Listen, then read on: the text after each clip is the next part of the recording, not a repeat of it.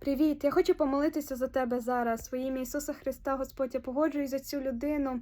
Нехай на всякому місці, Господь, ти збережеш її, підкріпиш.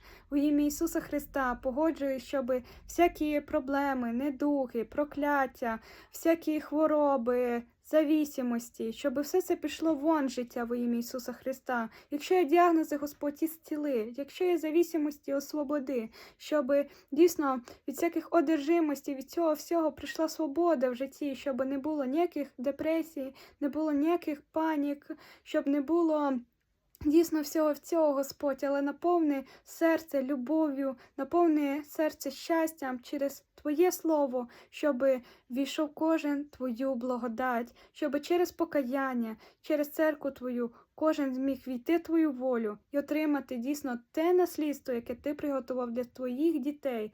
Також, Господь, я молюся, благослови цю людину на всякому місці.